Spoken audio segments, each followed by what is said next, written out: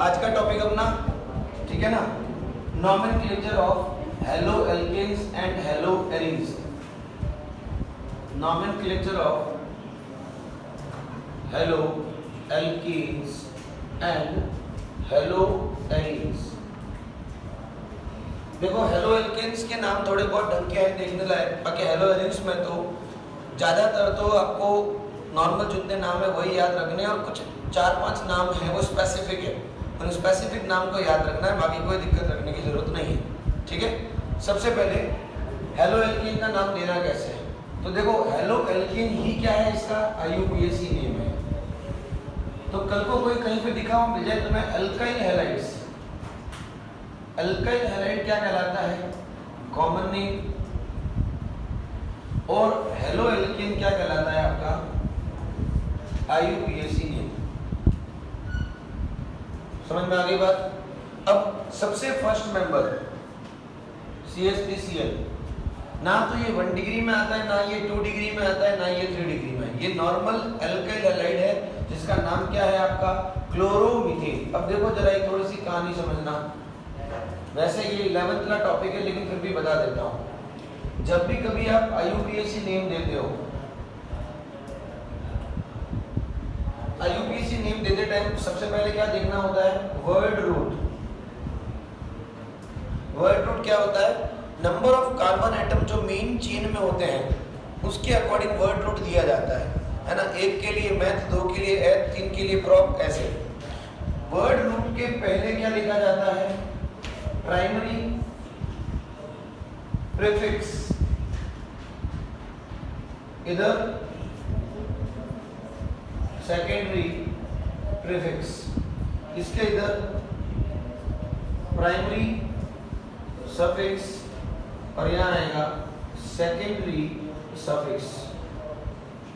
ये किसी भी IUPAC नेमिंग के लिए एक जनरल स्ट्रक्चर होता है। जितनी भी कार्बन चेन में total number of carbon atoms है उनको तो हम लोग वर्ड रूट में यूज कर लेंगे।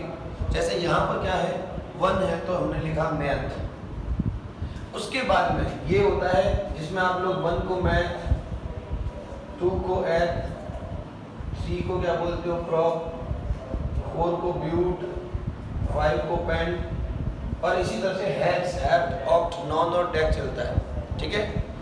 प्राइमरी सफिक्स में 3 आते हैं, एक होता है एन, एक होता है इन, एक होता है आइन। एन कब लगेगा, जब आपके मेन कार्बन चेन में सिंगल बॉन्ड हो, इन के लिए डबल बॉन्ड हो, आइन के लिए क्या हो, ट्रिपल बॉन्ड हो।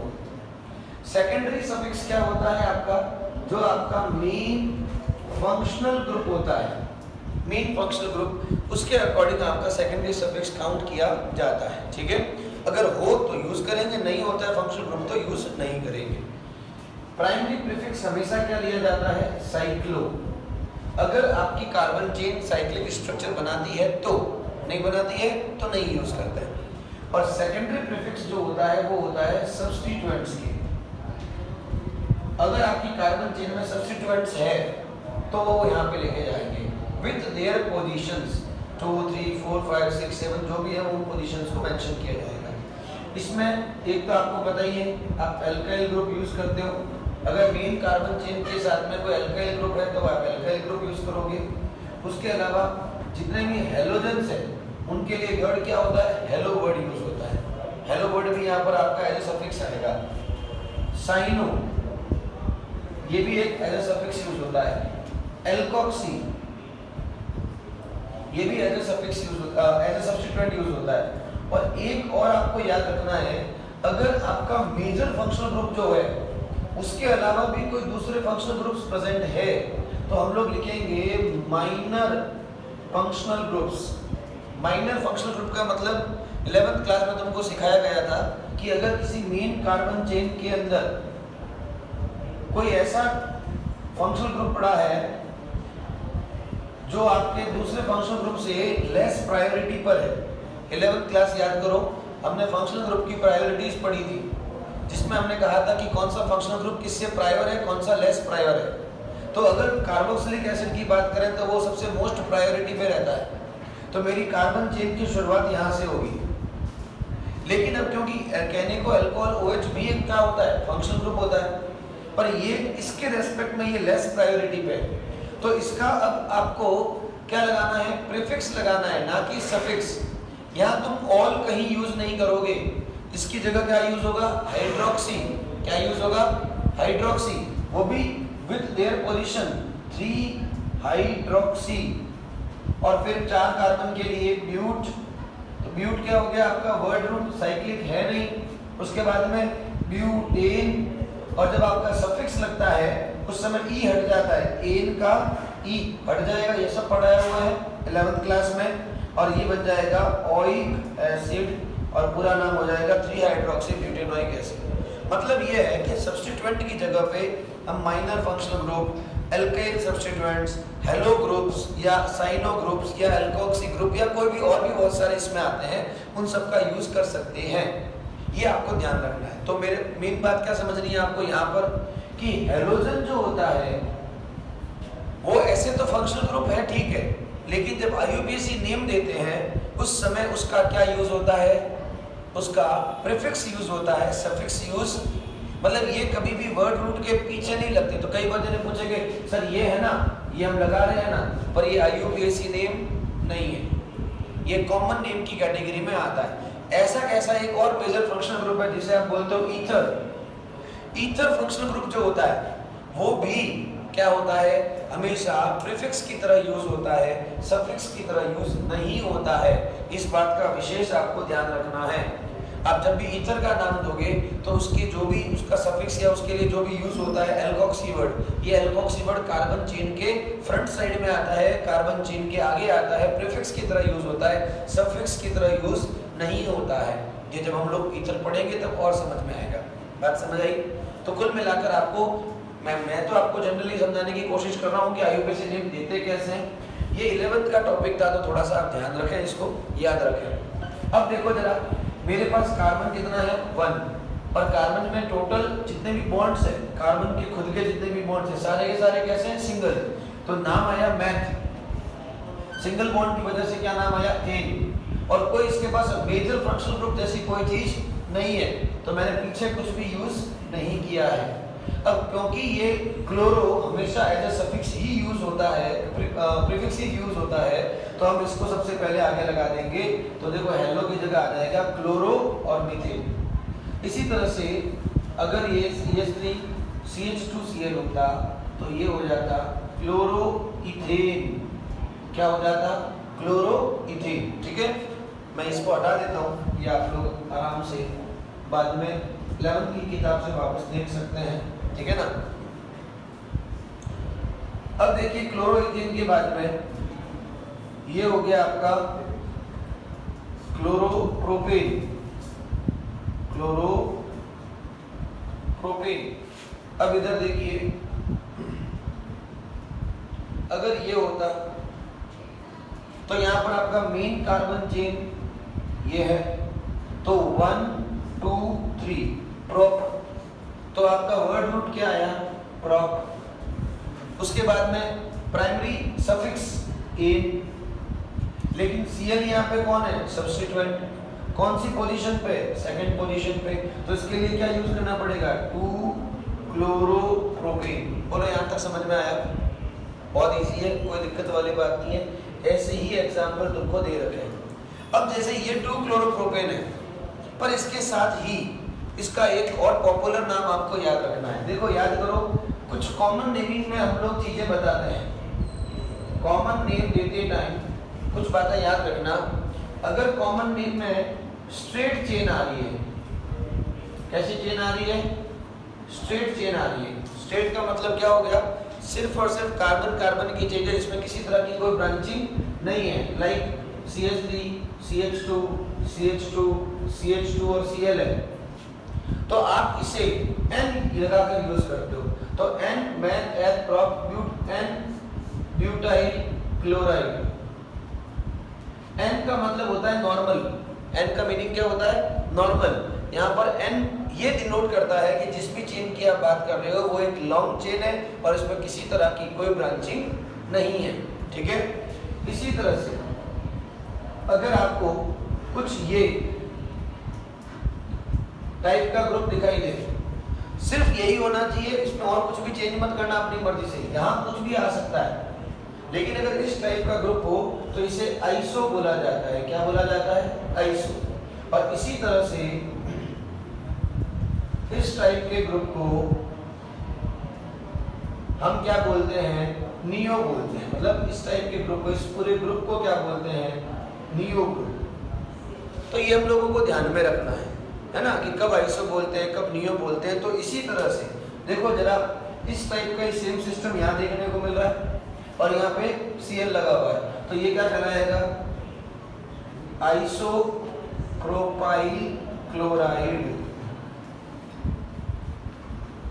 सर प्रोपाइल क्यों बोला? प्रोपेन में से एक हाइड्रोजन कम हुआ तो ये प्रोपाइल है। और आइसो क्यों है? क्योंकि आइसो की कंडीशन को क्या कर रहा है? ये फॉलो कर रहा है। तो इसका नाम क्या पड़ गया? Iso propyl chloride. ठीक है, ठीक है बेटा, चले आगे। इसी तरह का एक और नाम दे रखा है,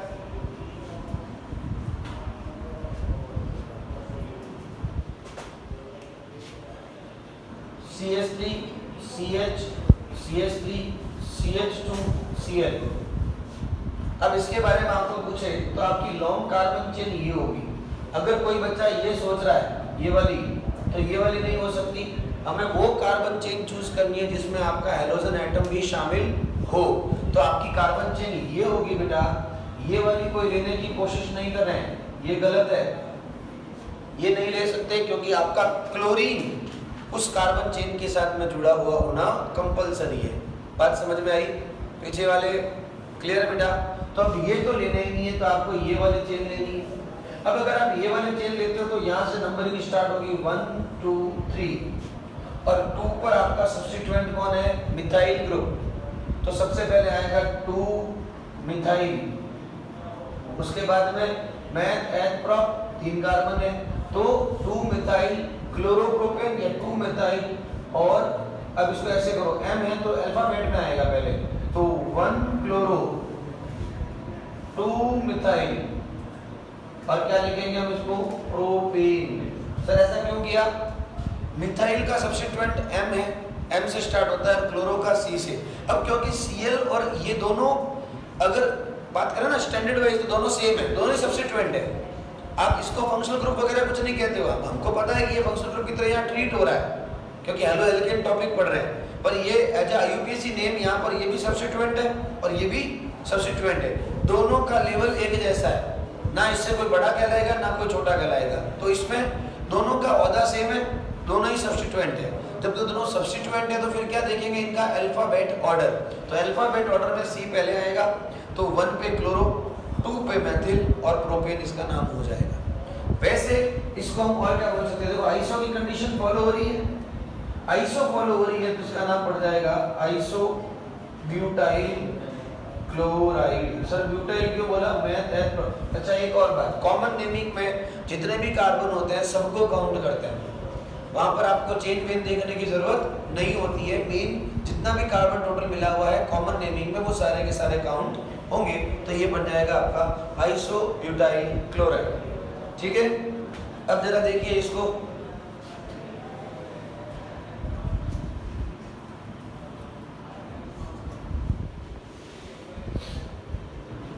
चलिए इसका नाम कौन बताएगा? बताइए IUPAC ने। अरे नियोपेंटाइल क्लोराइड तो है ही इसका नाम। वैसे इसका IUPAC नाम देखो, लॉन्ग कार्बन चेन ये लेनी पड़ेगी।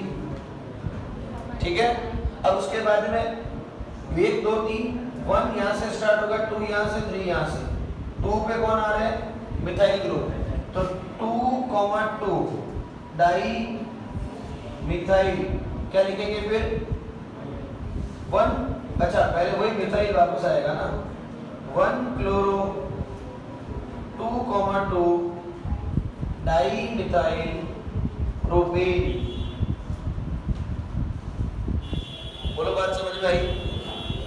1 क्लोरो 2,2 डाई मिथाइल प्रोपेन। वैसे इसका नाम क्या पड़ गया? Neo pentyl chloride. 1 2 3 4 पांचों के पांचों कार्बन काउंट होते हैं नियो के नाम में, और ये नाम पड़ गया नियो पेंटाइल क्लोराइड। बोलो कोई तकलीफ? यहाँ तक कोई समस्या? बुक के जितने भी नाम है कम से कम एटलीस्ट हमें वो तो आने ही चाहिए।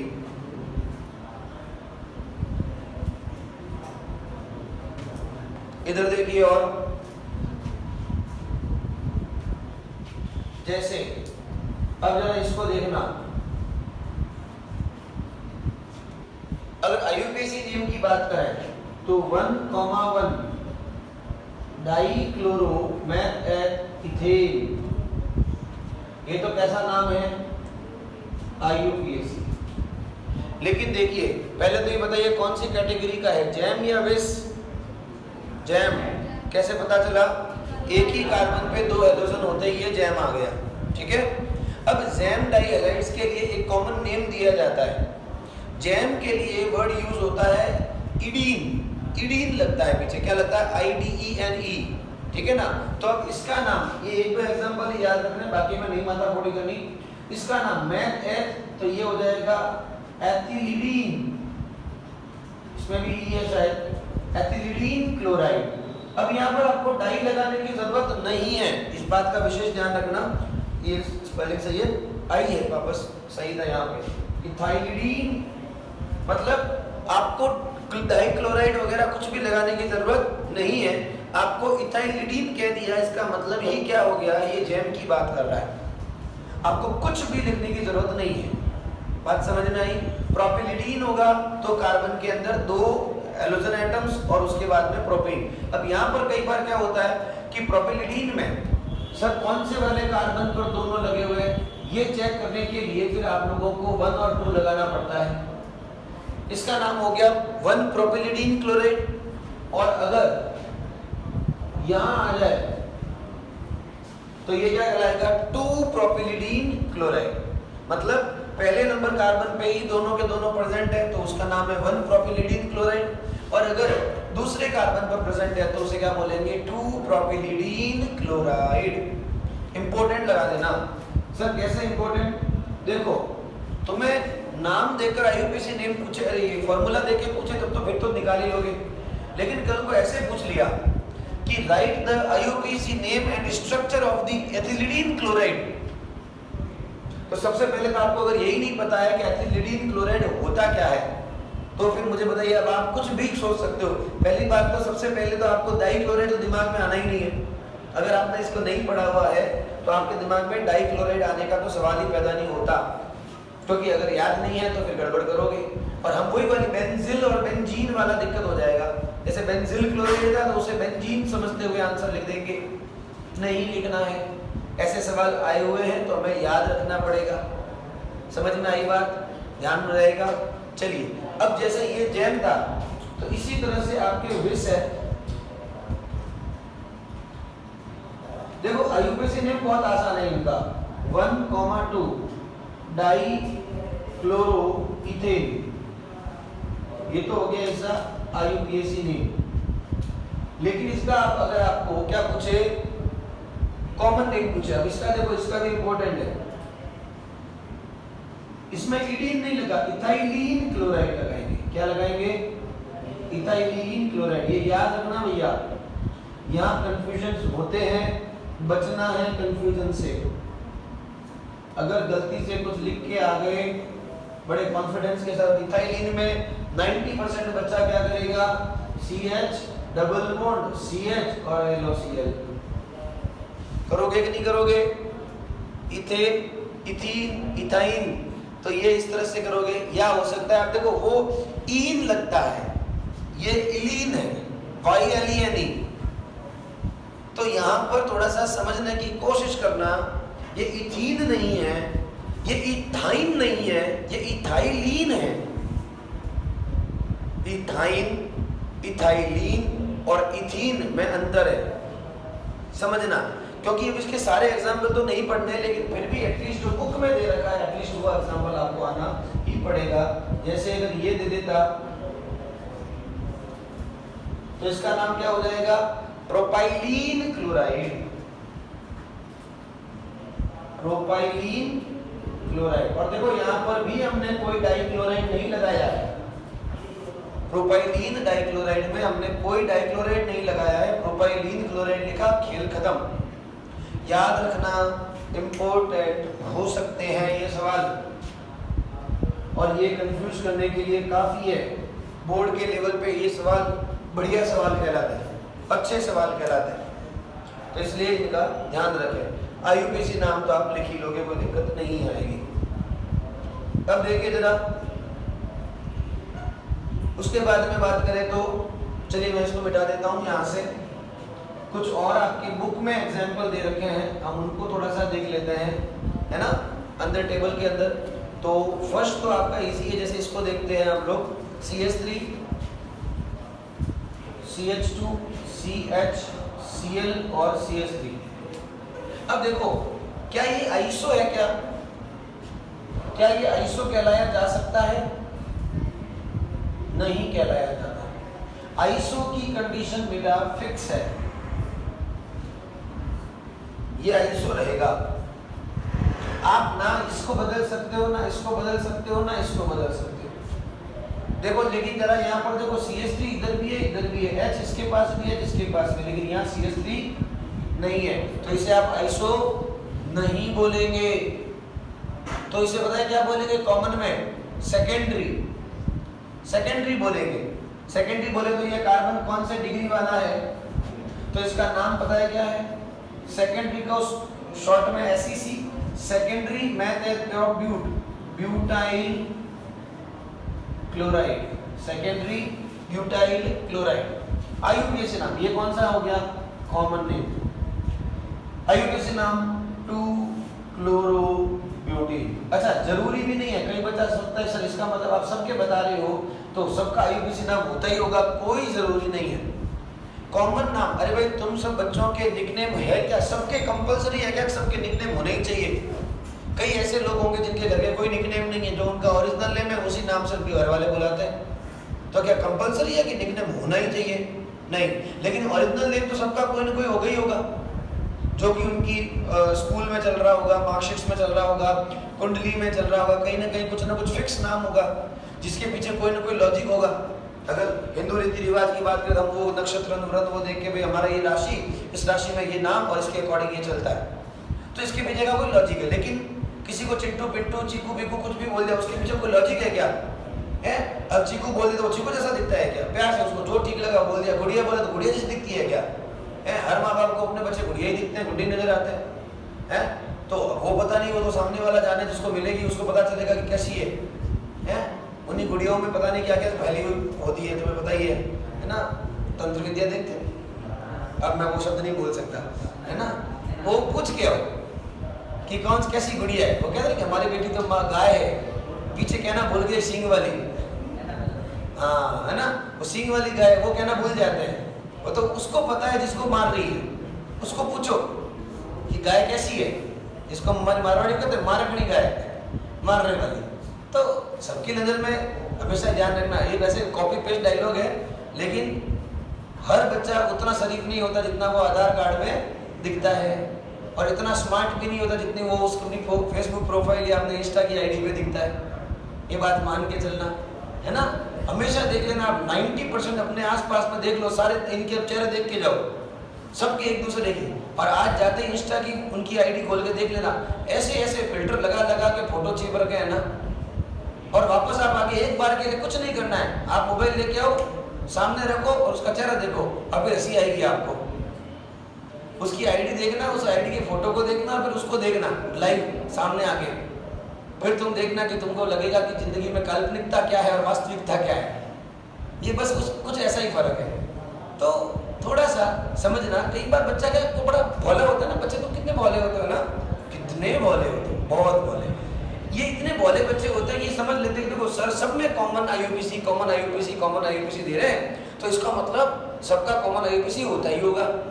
ये तो वही वाली बात हो कि सबका निकनेम होता ही होगा। अब किसी के घर वालों को इतनी फुर्सत नहीं थी, उन्होंने निकनेम नहीं रखा तो उनका ओरिजिनल नाम ही चला तो चला लिया, कोई दिक्कत नहीं है।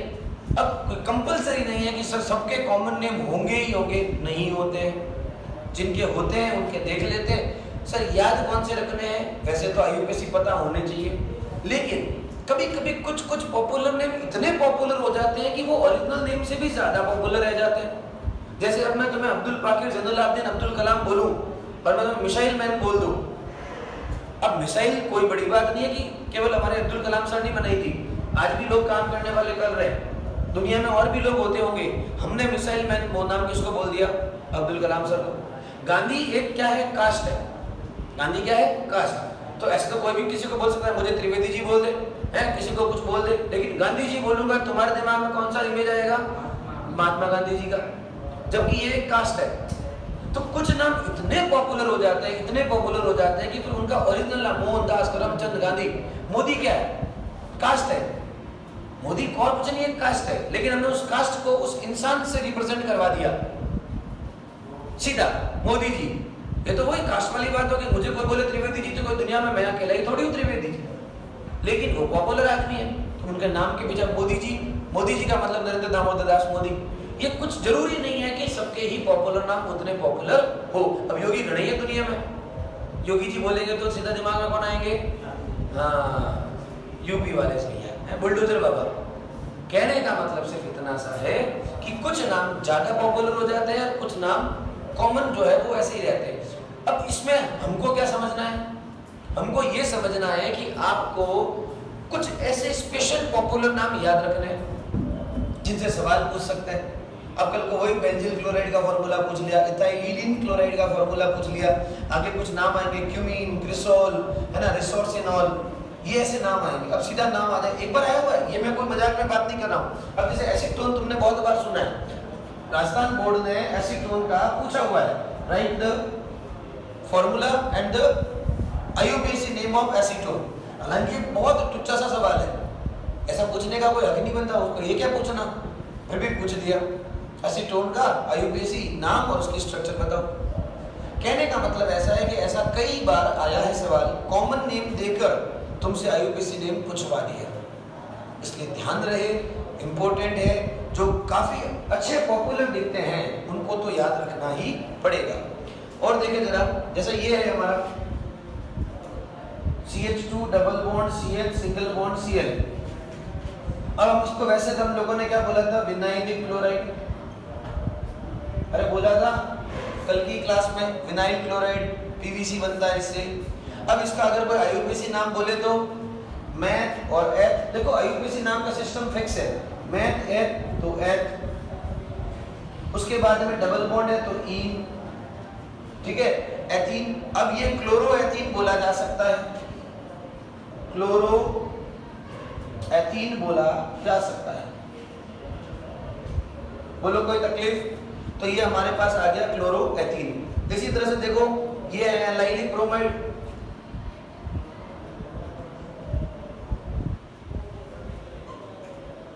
ये किस टाइप का है? एलाइलिक ब्रोमाइड है।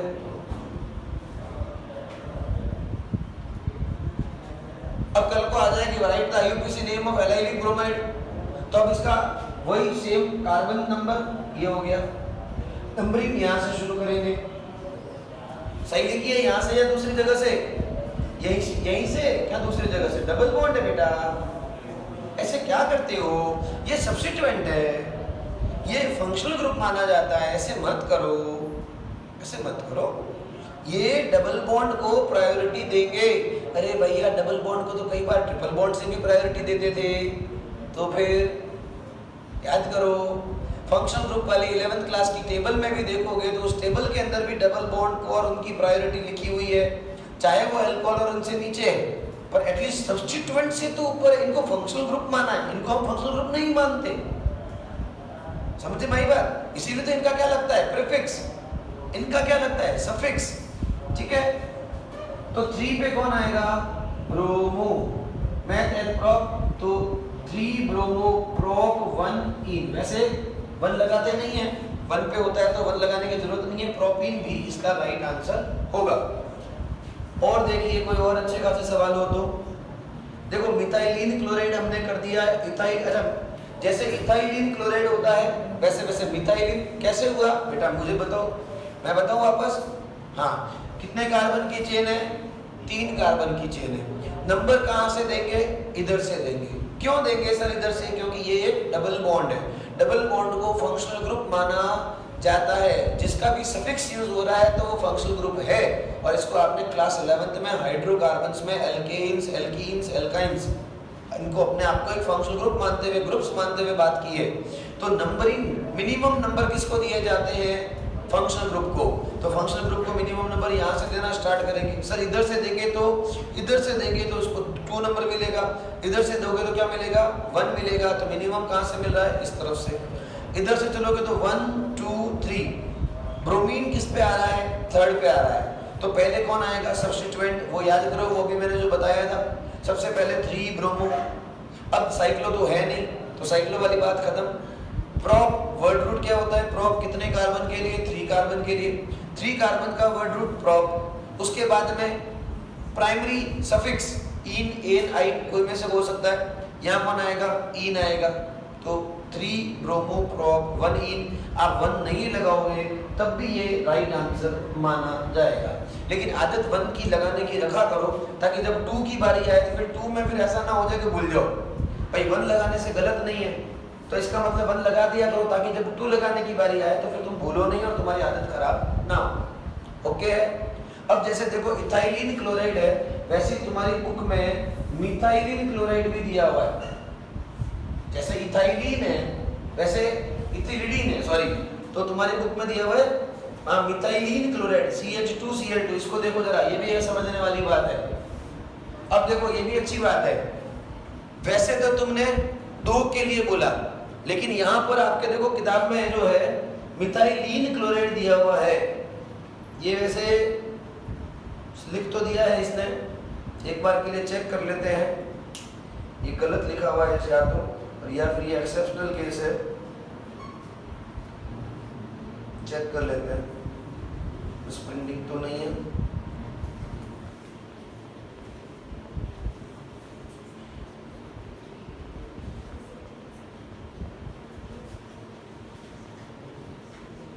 सही है, मैंने कहा ये एक्सेप्शनल केस है ना। डाइक्लोरोमीथेन को मिथाइलिन बोलते हो। देखो ये अच्छे सवाल है, मतलब ये एक्सेप्शनल है। कॉमन का कोई लॉजिक है ही नहीं। कॉमन नेम का कोई लॉजिक नहीं होता, कोई नियम, कोई कानून नहीं होता। ये मैं कई बार आपको कह चुका हूँ, तो इसलिए इसमें दिमाग खराब करने की जरूरत नहीं है, रटने ही पड़ते हैं। देखो वैसे हमने विष के लिए क्या लगाया था? इलीन या इन, लेकिन इसके लिए लगाया था इडीन। लेकिन ये जो कि जैम है, फिर भी इसके नाम के पीछे क्या आ रहा है? इलीन। तो याद रखना पड़ेगा मिथाइलिन क्लोराइड। अब यहाँ तुम जरूर बच्चा खाते हो, तुम कहते हो सर ये गलत हो सकता है। गलत नहीं है सर, मिथाइलिन के लिए तो विष होता है ना, ये विष नहीं है। फिर भी इसका नाम क्या पड़ा? मिथाइलिन। मिथाइलिन नहीं था, और इसका कोई लॉजिक नहीं। सर क्यों नहीं दिया? सामने वाले की मर्जी, कोई लॉजिक नहीं है, कोई तरीका। हाँ, IUPAC नेम फिक्स है। कौन सा? 1,1 लिखने की जरूरत ही नहीं है, तो सीधा क्या लिखेंगे इसको? डाइक्लोरोमीथेन। ये हमने वैसे क्लासिफिकेशन में भी बोला था। जो नाम है, जैसे नाम है, उनको हमें याद रखना पड़ेगा। We do not have any choices. IUPAC नाम के रूल्स होते हैं, रूल्स के हिसाब से ही चलेंगे। यहाँ पर रूल्स है word root, meth, single bonded word root है तो एन, 2 क्लोरो है तो डाई। 1,1 क्यों नहीं लगाया? मैथ बोल दिया आपने, तो कार्बन एक ही है तो 1,1 लगाने की जरूरत नहीं होती। क्लियर है? समझ में आ गया? अब बताओ, ऐसे सवाल में अच्छा खासा कंफ्यूजन हो सकता है ना, और हम गलत लिख के आ सकते हैं, जबकि हमें गलत नहीं लिखना है, इंपॉर्टेंट लगा दें। ठीक है ना? चलिए अब उसके बाद में बारी आती है हमारे हेलो एरियंस की। लगाइए हेडिंग, हटा दो बेटा मैं इसको। चलिए अब हम बात करेंगे IUPAC naming of hello Aryans.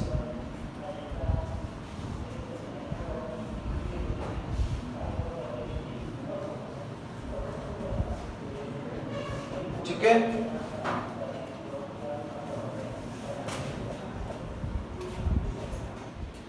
IUPAC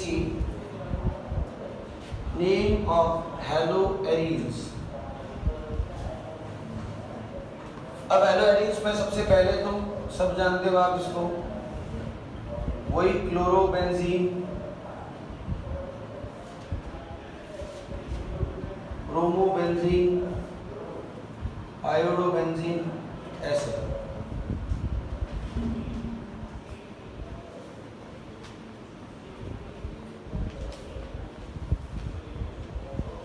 chlorobenzene, ये तो सब कॉमन नाम है ही, ठीक है। अब इसमें अगर 2-2 आ जाए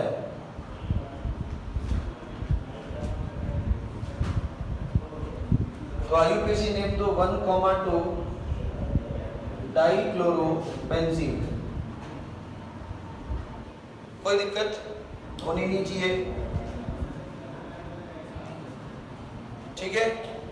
अब इधर देखो, अगर मान लो इसका कॉमन नेम बनाना ही पड़े जबरदस्ती, तो कैसे बनाएंगे? देखें, एक छोटा सा सिस्टम आपको बता रखा होता है 11th में कि जब भी आप किसी बेंजीन रिंग के साथ में किसी ग्रुप को जोड़ते हो, अगर वो मोर प्रायर ग्रुप है तब तो वो हमारा फंक्शनल ग्रुप होगा, जैसे ये है, और उसके रेस्पेक्ट में नेक्स्ट जो पोजीशन है वो क्या कहलाती है? ऑर्थो। ये क्या कहलाती है? मेटा। और ये क्या कहलाती है? पैरा, ठीक है। अब जैसे मान लो इसका नाम मुझे देना पड़े तो मैं इसका नाम दे सकता हूं ऑर्थो ब्रोमोफिनॉल। पता है सबको बेटा, इसको पूरे को क्या बोलते हैं? फिनॉल। अब यहां पर भी क्लोरो और यहां पर भी क्लोरो, तो एक बार के लिए अगर मैं इस पूरे को क्लोरोबेंजीन बोल दूं तो इसकी मेटा ऑर्थो पोजीशन पे कौन है? इसकी ऑर्थो पोजीशन पे भी तो क्या है? क्लोरो ही है। अब मैं ऑर्थो क्लोरोबेंजीन ऐसा ना बोलकर क्या मैं ऑर्थो डाइक्लोरोबेंजीन बोल सकता हूं? ऑर्थो क्लोरोबेंजीन, जैसे इसको हमने बोला ऑर्थो ब्रोमोफिनॉल, तो फिनॉल की जगह तो हमारे यहाँ पे नया क्या बढ़ गया? क्लोरोबेंजीन। और ऑर्थो पे कौन है? क्लोरो, तो नाम पड़ा ऑर्थो क्लोरोबेंजीन। तो 2 बार क्लोरो आने की वजह से क्या हम इसको ऑर्थो डाइक्लोरोबेंजीन बोल सकते हैं ना, ठीक है। कौन है पैरा? ए देवी, यही तो मुझे समझाना है, आप यही तो नहीं समझे। आपने मान लिया कि यही पैरा होता है, इसका मतलब अभी तक कॉन्सेप्ट क्लियर नहीं है बेटा। अगर मेरा OH यहाँ होता तो इसे क्या मेटा बोलती? यही गड़बड़ हो गई, बस यही समझ में नहीं आया था। जहां पर भी फंक्शनल ग्रुप लगा है मेरा वही साइट है। अब मेरे लिए ये ऑर्थो है, ये मेटा है बेटा, अकॉर्डिंग टू ग्रुप देखा जाता है। और ये कौन है? पैरा। और याद रखना, कल को कई बच्चे ये भी गलत गड़बड़ करते हैं, सर इसकी देखो ये ऑर्थो पोजीशन है, ये मेटा है, ये पैरा है। जी नहीं, जब तक किसी बेंजीन रिंग पर कोई ग्रुप नहीं जुड़ा होता, you can't distinguish in between ortho meta para, there is nothing, कोई पोजीशन नहीं मानी जाती। यही समझ में नहीं आया था कि आप अपनी मर्जी इसको मान लो, ये ऑर्थो, ये मेटा, ये पैरा फिक्स है, इसका मतलब ये पैरा, ये पैरा। नहीं जी नहीं, अगर यहाँ COH आ गया तो ये ऑर्थो हो गई, ये मेटा हो गई, ये पैरा हो गई। और पैरा एक ही होती है, 2 पैरा पोजीशन नहीं होती है। मतलब आप तब तक ऑर्थो मेटा पैरा नहीं कह सकते जब तक कि उसके साथ में कोई ग्रुप जुड़ा हुआ ना हो। अरे कभी कभी गलती से तुम्हारे नाम के आगे MS की जगह MRS लगा देते हैं ना, कई जने हो जाता है ना कभी कभी गलती से मिस्टेक, फिर वो तुरंत टोकना पड़ता है, कैसे कर दिया तुमने, हैं मिसेस कैसे लगा दिया।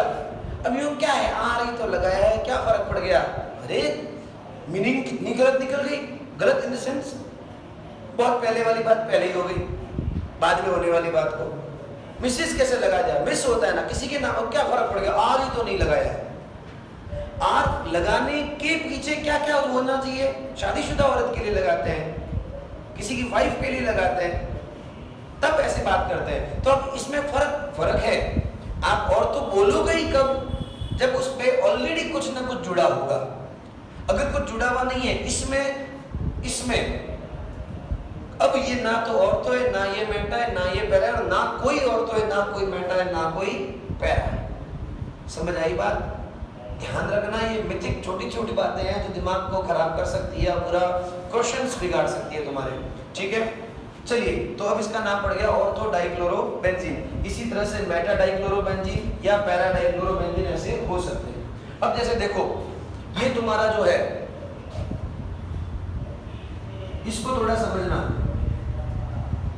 बुक में ये एग्जाम्पल दे रखा है बीआर वाला, और ऐसे बोला जा रहा है इसके नाम के आगे सिमेट्रिक ट्राइब्रोमोबेंजीन, ट्राइब्रोमोबेंजीन। अब सर ये सिमेट्रिक वर्ड क्यों लगा, आप शायद समझ गए होंगे।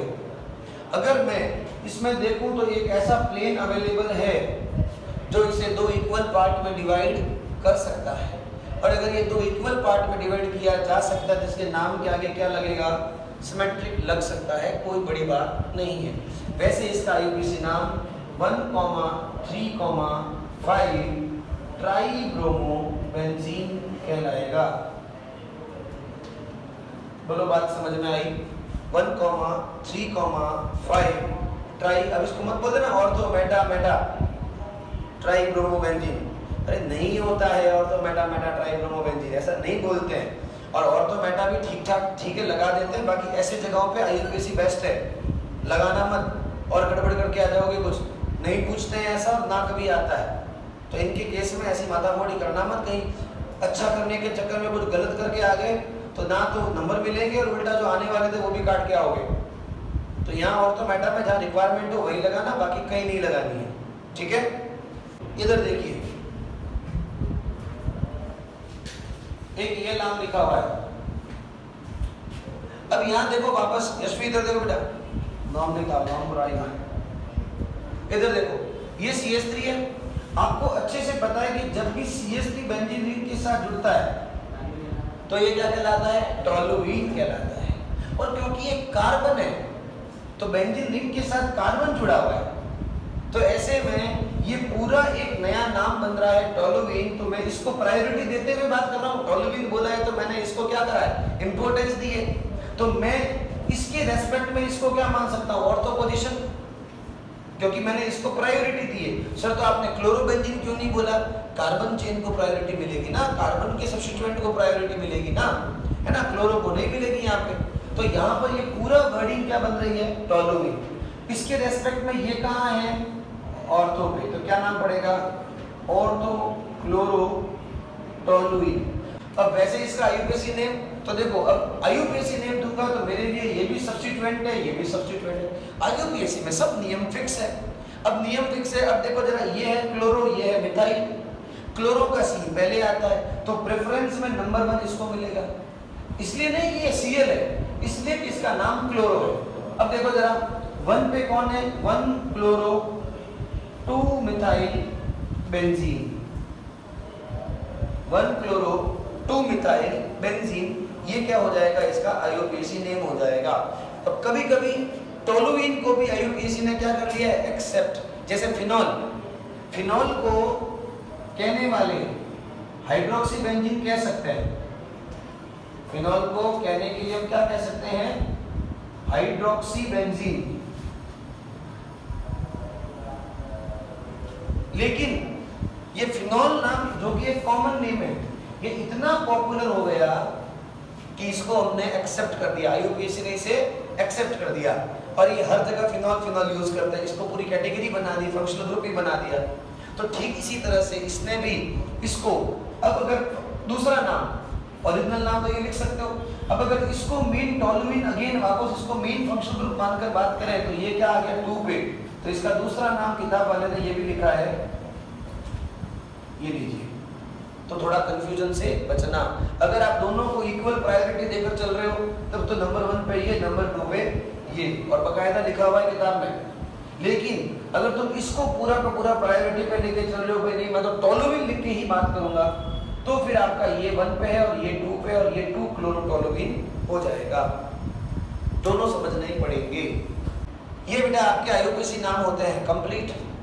हेलो एल्केन और हेलो एरीन के इतने ही नाम होते हैं, बाकी एक्स्ट्रा देखो जितने करो उतने कम है, वो हमारे ऊपर है कितने एक्स्ट्रा करने चाहता है कितने नहीं चाहते। बट एक बार के लिए किताब के अकॉर्डिंग, बुक के अकॉर्डिंग जो आपको दे रखे हैं एनसीईआरटी में, वो ये सारे होते हैं, इसके अलावा आपको ज़्यादा करने की ज़रूरत नहीं है, ठीक है। तो आज के लिए इतना ही, कल हम मिलते हैं। थैंक यू सो मच, ठीक है बेटा।